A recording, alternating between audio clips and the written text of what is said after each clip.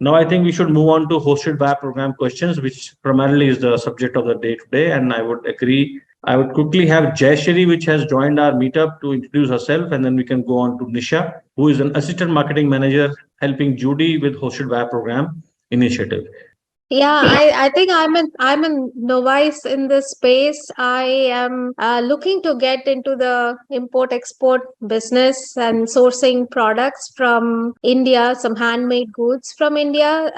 But I do also need like market research on what products from India would sell here, right, long term. And another concern is I see Chinese industries replicating India made type of goods, like even handicrafts, right? So how do I plan around that, or how do I figure out which is a product that cannot be replicated and it will sell? So you are currently a beginner in the export arena, if I am correct. Import, trying to import from India to Or the you're trying to US. import from India. So which country are you? I thought you're from India. Sorry.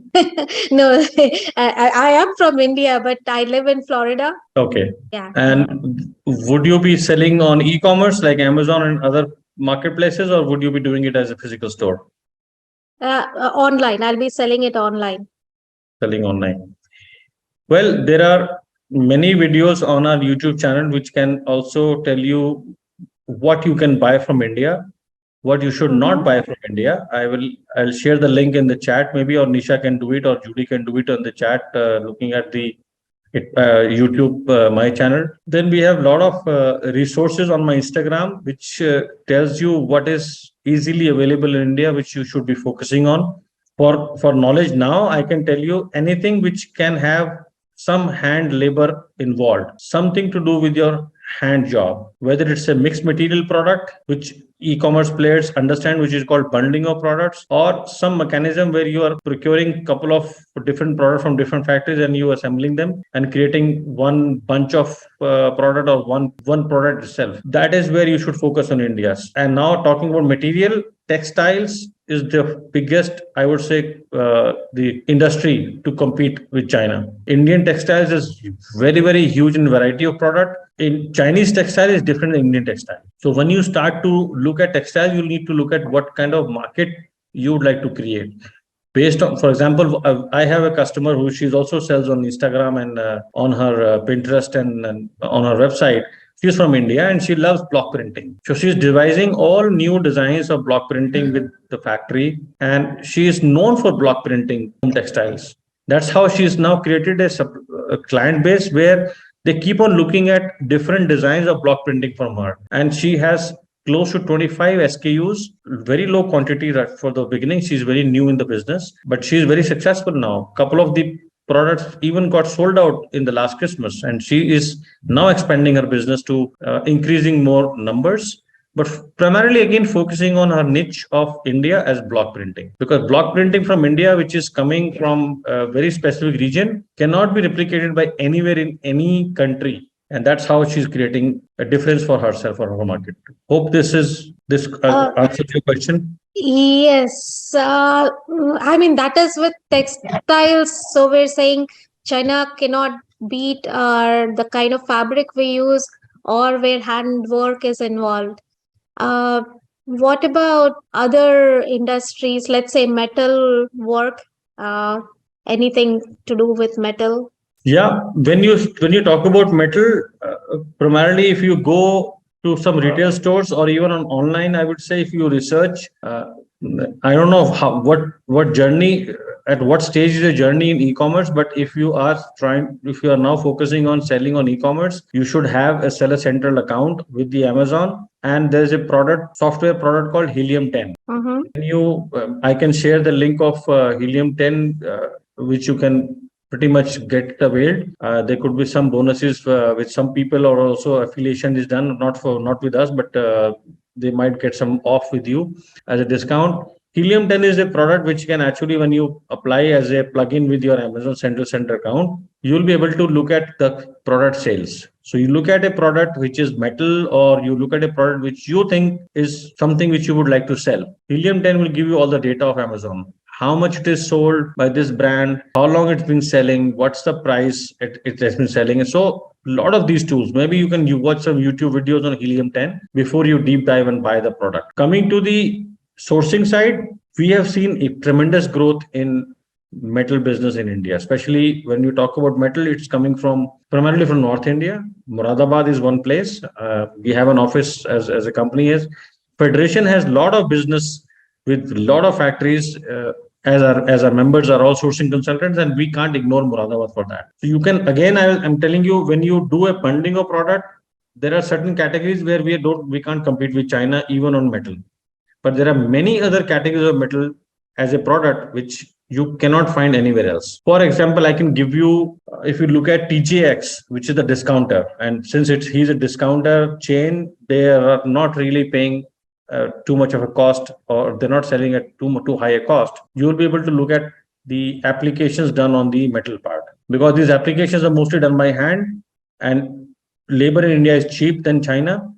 The product price in India becomes very competitive, and TJX kind of discounter is easily able to sell a product there. Or if you look at, for example, if you look at the clothing rack, a clothing rack is made of metal with a textile bag where you actually put your clothes which you have to dry clean, or clothes which you have to wash in your washing machine, the used clothes which you are going to be washing after a week or so, you just keep on dumping it into a clothing rack. That clothing rack is only two parts. One is a metal part and one is a jute bag or a cotton bag. Now that product, if you look at China, they might be very competitive in plastic, but you can get that same price product with India with even metal parts and cotton fabric. And of course, cotton fabric is durable, cotton fabric is eco-friendly, compostable, and your product life is much higher. So you have to look at and compare all those products when you're looking at Amazon or other websites, and then you can come back. Okay.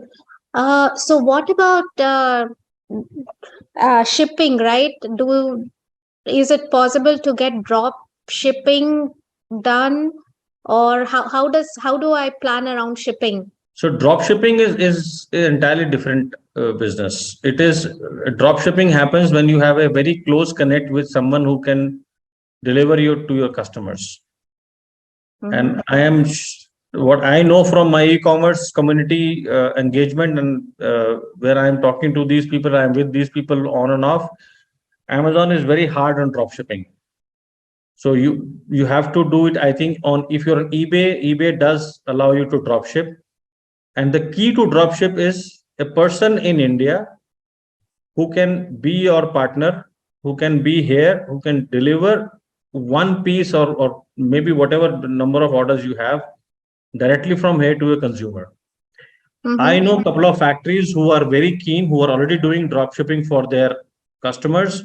They offer them warehousing. They offer them quite a good deal that, okay, if you are placing 50 pieces order, you can place 50 pieces into minimum order would be $5,000. So maybe 100 SKUs, and I'll stock those 50 pieces for you. And once you are selling, you focus on sales. Once you give me the address of where to deliver, one piece will be packed in my factory and sent to your address in US or Canada. Okay. So key to drop shipping is finding the right partner. Okay. And the shipping costs are transferred to the end customer? Yeah, shipping cost as of today, when you list your product on eBay and when you give them, I think the delivery address and your destination address and the origin address, eBay itself can calculate it. But or you can use your FedEx, DHL, UPS account, and when you give them zip code of your US address and your zip code of the factory where this will be picked up, they can easily give you a freight cost. Okay. Now so if I choose a product sourced from India, then I can sell it to the world as my marketplace then, right? I'm not limited to. Yeah. But then so FBA will help me with those agreements with selling to different countries? Well, FBA will not help you with selling in those countries. FBA can also help you with giving you a sourcing agent who can help you source product from factories, manage the entire supply chain back here in India. So we are not the people who can make you sell on different countries. We are Yeah, not no, the people who are. I mean to Yeah. say with documentation to get Yes, the. definitely. Documentation, whatever you require to get that imported in that specific country, that's all the role of your office in India, which is a office of your sourcing agent. Okay, okay. So how does the pricing model here work, right? I mean, is this being sponsored by government of India, or is this like a private entity? How is this working? What is the cost to Pricing of what? of the service itself? What goes behind this hosted by a program, Okay. right? Yeah. So hosted by a program is, that's a very good question. We are coming back to the subject. Is for any startup or any established entity who's looking at India to source products, and federation incentivize the travel for you, the travel cost of coming to India for 6 nights 7 days, your international flight, your hotels for 6 nights, which are 5-star hotels. 3 days you are going to do business, so your first day is a B2B exhibition with exporters. Before that, you're meeting 10 of the sourcing agents based on the profiles which we share, based on the profile which you will share, also share of you, what your vision is, what you want to look for. That matchmaking happens, and then you meet those sourcing agents. Then you appoint one of the sourcing agents to go with you and help you with all the display during the day. Next 2 days, based on what you have as your priority, what kind of product you are looking for, and what kind of factories you're looking for. For example, you clearly said, I am looking at drop shipping as a model. So it's the role of the sourcing agent, and he will take help of the federation as well. He'll take other sourcing agent help as well to locate who are the companies, who are the manufacturers who are keen to do drop shipping, and he will or she will take you to those factories, and then entire discussion and business will happen. They are going to guide you. They're going to be their person on in the meeting to discuss all about what you need. Those 3 days is all business. And when you sign up, a travel agent, a desk of the travel desk at the FB will also talk to you about where do you want to go for the next 3 days, like any family engagements because you're in India, or if you don't have anyone here in India to meet as a family, you would like to go to a sightseeing, Agra, Taj Mahal, Jaipur, Goa, Guwahati, Bombay, Pune, wherever you want to go. For example, one of our buyers is coming on 17th August. She is one of the biggest community leader of e-commerce sellers, and she said, if I am sending my community members who are all e-commerce sellers, let me come first myself to experience everything. And since it's a vacation time in US, she's also bringing her daughter. 3 days she's with us, looking at the first day is a B2B exhibition. 2 days she's going to visit factories. Then she's going to go one day to Taj to see the Taj Mahal because she's never been to India. Second day, she's going to Old Delhi because she has not seen, she wants to see, she's seen a lot of videos of Old Delhi. Yashir, you must understand how it can be overwhelming at Old Delhi with so much of crowd, but she really wants to visit there. And third day, she wants to go at a Kingdom of Dream in Gurgaon for her daughter. So 3 days business and 3 days sightseeing. On the sixth night, she's going to fly back to US. Pretty much the seventh day, she's at home. So this is all is paid by the federation. As a buyer, you only pay $999 because we would like to have some stakeholders interest from your side as well. If we Mhm. if we do it as like zero cost and with a zero startup money, a new company, and you can open a company and say, okay, I'm a buyer, I would like to come. So that is Right. how it works. It's around $6,000 of cost, which you are only paying maybe what 15 or 20% of the cost, and you're getting 85% incentivized. Okay. So what if at the end of this program I figure that this is not the category I want to uh, invest in, or I You figure can, that I need another visit. yeah, you can always come back to federation saying, I don't like my sourcing agent, or I have problem with the buying agent or a factory. Uh, Maybe the factories which have been seen by the sourcing agents are not up to mark. I would like to continue with my sourcing agent, but maybe he or she doesn't have the access to factories. So federation will help both of you.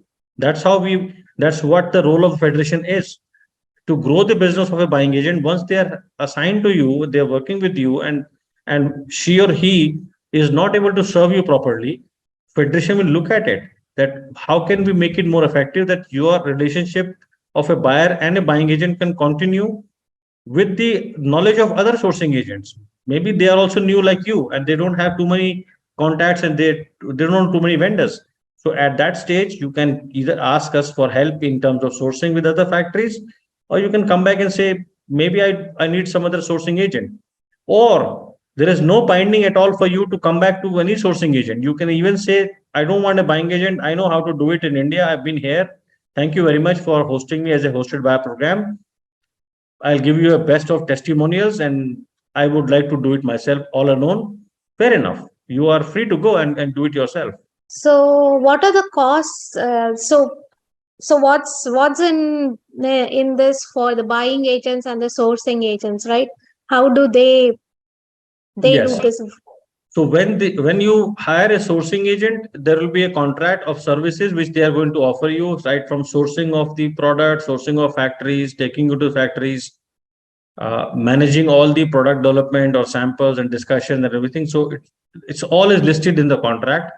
Do the production follow-ups, do the quality checks, visit the factory for your behalf, and then managing all your logistics, negotiating prices with the logistics and freight forwarders, managing pricing with the factory, and even managing payments for you. If for example, I have a office in US for small quantity buyers, or low volume orders, we receive money in the US. We don't receive money in here. And all these services are offered to you on a percentage basis. Now, if the business is very low right now, for example, if we are looking at a business which says, oh, for next 6 months, Jayashree might not have any business to offer. So there might be an agreement between you and a sourcing agent. Okay, I'll hire you for $200 or $300 per month, and you do whatever is now you are doing exclusive for me. Once I place the order and the order is now under the production, then I stop paying you this cost. Then I'll pay you a percentage on the order. So all these permutation combinations would be are all possible. Okay. And so my import duty, I mean, how does customs and import duties work if I'm So for sourcing a from beginner, India? I would advise you to get a door delivery price, Okay.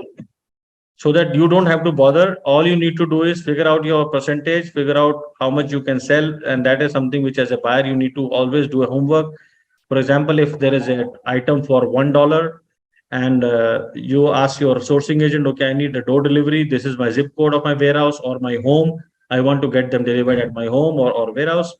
You will get a door delivery with the custom duty also there, or a percentage of the custom duty which can incur. So you get a landed cost. Now, based on that, you can figure out that what could be my margin and what could be my MRP to sell on the e-commerce. And if you think that the margin is good enough, then you can tell them, okay, I need a door delivery price. I will pay the customs, because custom is something which is variable. In 3 months' time, there could be some custom regulations changed, and percentage of the custom duty changes. So you can't hold the factory or your sourcing agent responsible for a change in the custom duty. So it is always paid on actual. They can give Okay. you a ballpark that maybe 5% could be a custom. There is no duty at all if your volume is so low, or a product category is free to import. There is no custom duty. So all those things are informed to you prior to make a decision to buy. But this all can be managed by a sourcing agent. Okay. Yeah, I hope I see others also in the meeting. I hope I'm not taking up all No, all that's of fine. your time here. So we're actually doing the FAQ on hosted buyer program. So it's good that we have a live buyer as well, who's primarily looking at answers. So Nisha, we can quickly go on the questions. We can skip what is FBA. We've already done that part. What are your questions? Yeah, I'll start with questions. as you have already given the introduction about FBA, I'm facing a lot of questions nowadays, which will I put here. So first is, uh, how can an exporter get support from FBA? Very good question. Support exporter get a support of business first of all. Whenever a sourcing agent, for example, if Jayashree decides to do a business with sourcing agent, the next discussion would be which factories to go. So definitely all business that will flow in terms of product will be to some exporters. So it is very important for the exporter to be visible. If I am a sourcing agent and I only know 15 factories, I can go only my goal is to take my buyer to a best factory and I know only 15 factories. So I will find out the best among those 15 factories only. But if I know 30 factories, because you showcased your business on a hosted buyer program as an exhibitor, or you featured yourself in a vendor connect program and you showcased your business, and as a buying agent, I know your factory now. So the business can flow to you, and that is the biggest benefit a federation platform of hosted buyer program or a vendor connect program gives to exporters: exposure of your business to buying agent members. That is one part. Second thing, when the great pause of 2020 happened, which people call lockdown, I call it the great pause, we saw a lot of disputes happening among buyers and sellers. Goods were stuck, payments were stuck, goods orders were cancelled, buying agent was not involved. Somewhere the buyer got bankrupt or somebody expired in the family, so the business is now hampered. So there were a lot of disruption in the supply chain. And because of that, disputes arise. So we started the legal desk for cargo damage and payment recovery right after the COVID in around March 2020. We have still now solving problems of those disputes by buyers, bankrupt companies, or suppliers who not paid back to the buyers. They got the advance, but they never shipped. And now buyers are asking us to now intervene. So that support is also available to exporters. Currently, we're managing 55 open cases where we have some default by a buyer and the exporter is now hampered, and it's like huge money, $50,000, $80,000. One guy today came personally to meet us in my office. He's got 300,000 pounds to be paid by a UK retail store. So primarily what you get from as an exporter from Federation is business and your business grievance. Nisha? Yeah, sorry for inconvenience. That's Ladies okay. on site. Okay. So I've done with the growth, the benefit to exporter. Yeah, I have next question that what is hosted buyer program, HBP? So as we mentioned to Jayashree as well, hosted buyer program is the program intended for buyers to look at India, buyers who travel to India, which if they have an intention to buy a product from Indian factories and they are open to hire a sourcing agent. This is one of the business generation opportunity platform for the federation members. And once the buyers sign up, they pay $999 as their share of the entire cost. Federation is going to host them for 6 nights and 7 days, get them meet sourcing agent members, and a small display of curated product. For example, if Jayashree says, I want drop shipping as my business model. So of the 40 exporters, there would be many who would be keen to do a drop shipping. They will be coming and meeting soon after she meets the sourcing agent. There will be display of product by the exporters. Then next 2 nights also, the 2 days you are looking at factories, you're going to different locations. And the next 3 days, you're only exploring India as a tourist. And the 6th day, you're going to come back and just give us a feedback and you fly back home. So the entire cost of $6,000, approximately $6,000 of a 5-star hotel, economy class flight return ticket for you, all the factory tours, B2B exhibition, meeting with the sourcing agents, going to factories. Then 3 nights you're staying away just for as a tourist or looking at India, exploring for leisure. It's $6,000. You only pay $999. Now that is for the buyer side. Now when we talk about exporters, what is there for them as an exporter. When we are talking about a buyer coming to hosted buyer program, we are talking about their meeting with the sourcing agents, but eventually where they're going to the display of those exporters who are now in the B2B exhibition. And when we have buyers, we have sourcing agents in the room itself. On an average, one sourcing agent or a sourcing consultant or a buying agent manages 5 buyers. We have certain buyers, 12 or 15 buyers managed by one buying house. We might have 1 or 2 buying agent freelancers who are managing 1 or 2 buyers only. So on an average, you're looking at 5 buyers with 1 buying agent. And we are asking you that once a buyer comes into the room, we have 10 buying agents also in the exhibition, and they are supposed to be also looking at who is displaying in this exhibition, because buying agents are also guided and they are advised that there is a small display of 40 exporters for you, which are curated according to the buyer profile which you have chosen. Now the buyer is here, you are here, and the factory is not here, doesn't make sense. So that is where the factory has to be present on that day. Now you might say that I have a showroom, I have a factory close by. Why don't I ask the buyer to go there? Definitely, you can take them to wherever you want to go. But on the first day, you need to be on that same room where everybody is there, so that you are visible. People know that what you do, and if there is an interest by the buying agent, there is interest by the buyer, then you can always invite them to your factory or to your showrooms.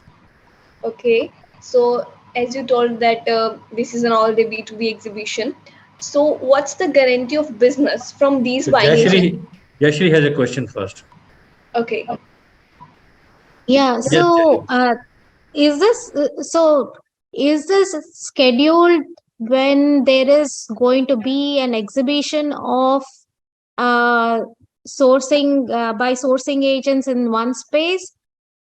I mean, do you have like a calendar when these expos are happening, when you can go and attend, or is yes, it? very good question. Normally, we are having some right kind of exhibition attached to the hosted buyer event. For example, when we are hosting, one of our community leader as also a buyer for her own brand, she's coming on 17th August, because from 18th August we have a toy fair.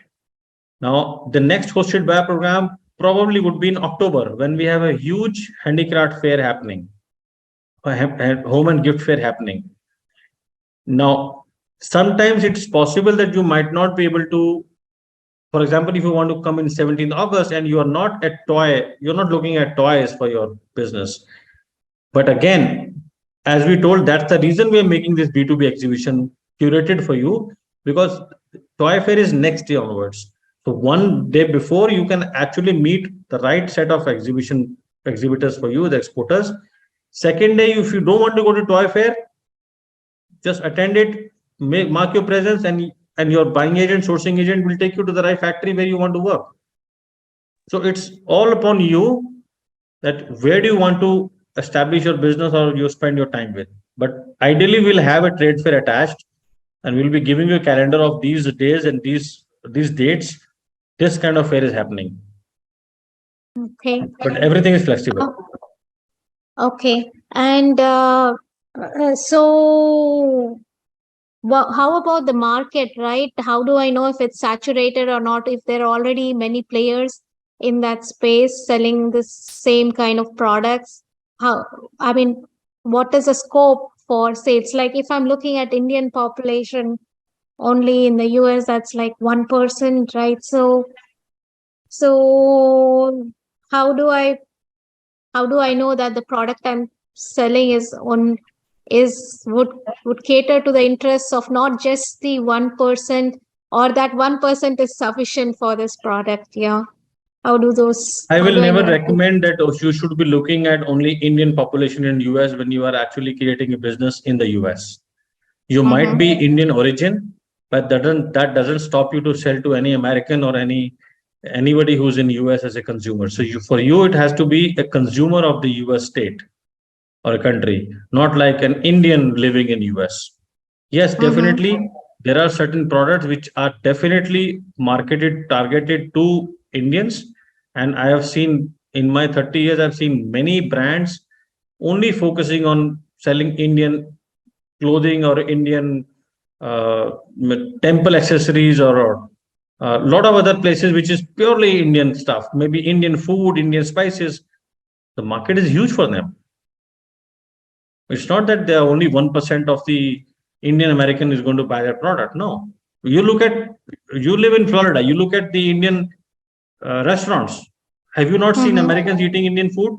I've done so. While I'm Right. having Indian food, there are a lot of Americans who come and eat. So that's my advice to you is that is not the right way of looking at if it is coming from India, I should target Indian market. No, you should look at your American market, which also includes Indians.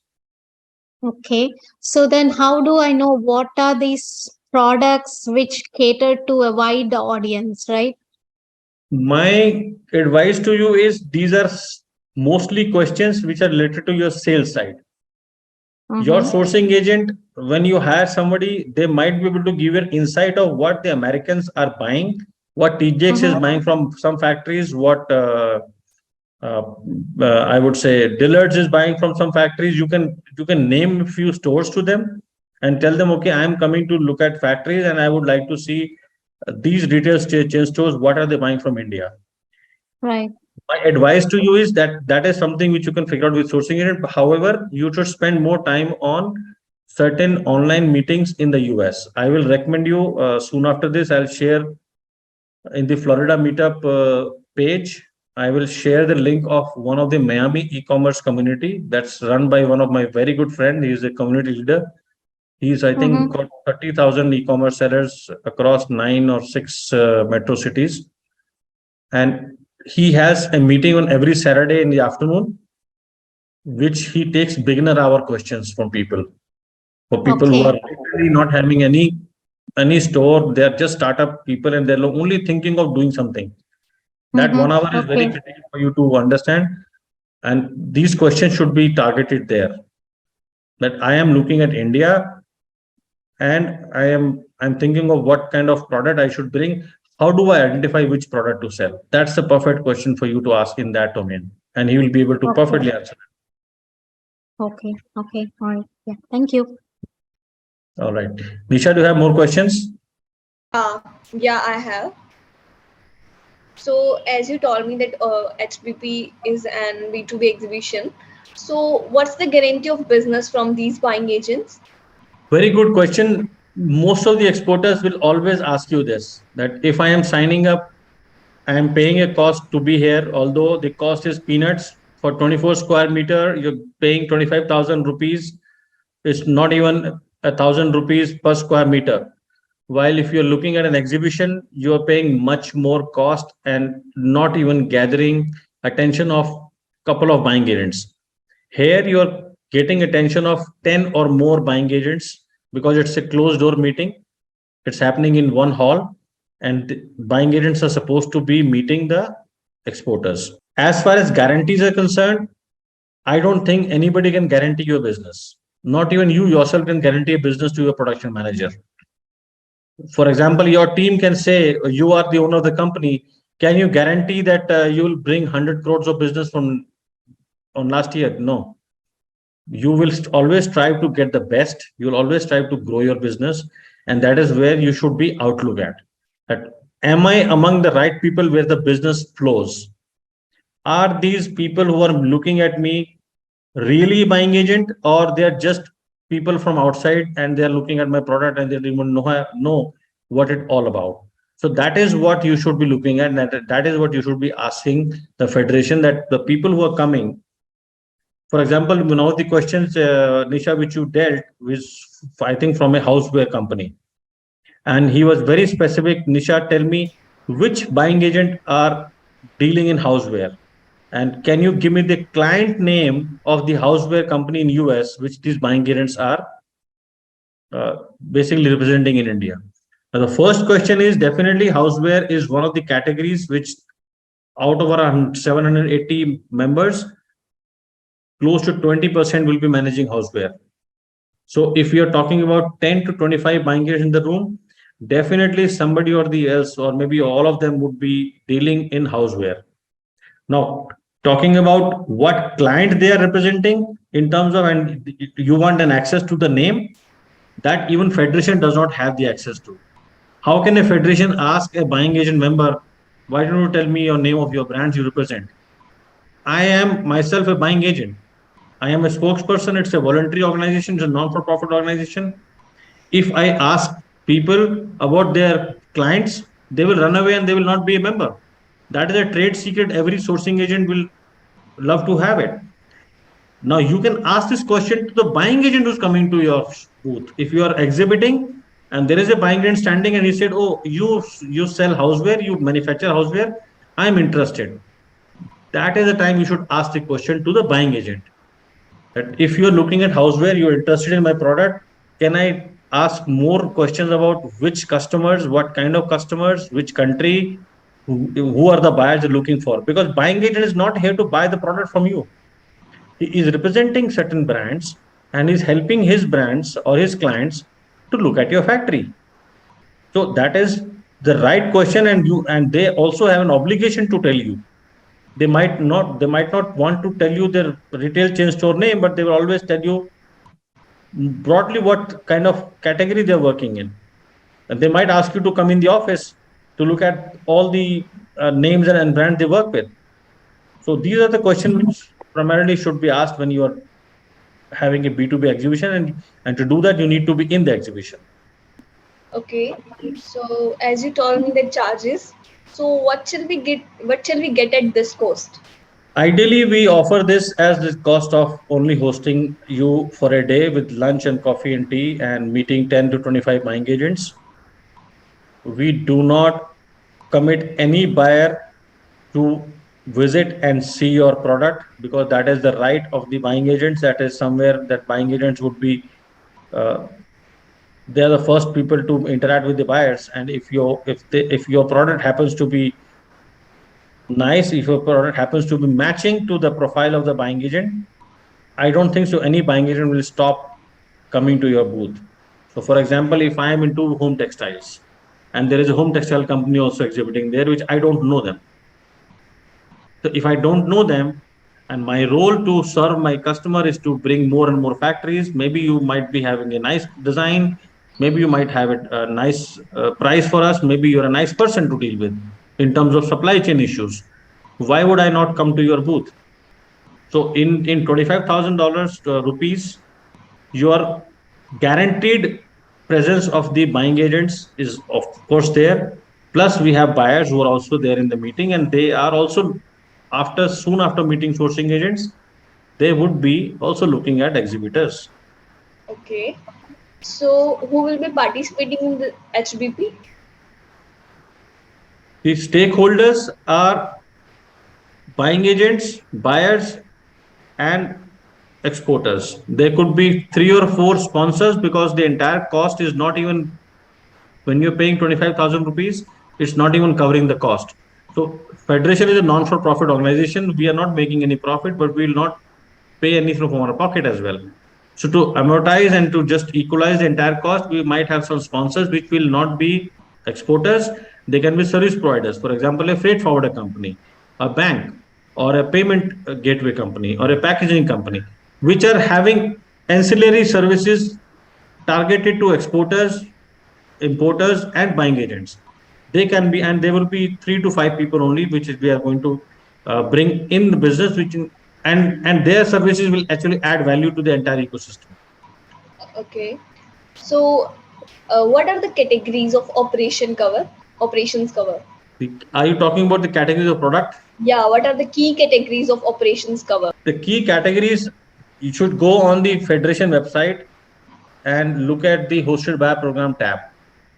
You will see a FAQ toggling around on the right side. You can open the FAQ and you will see the list of categories.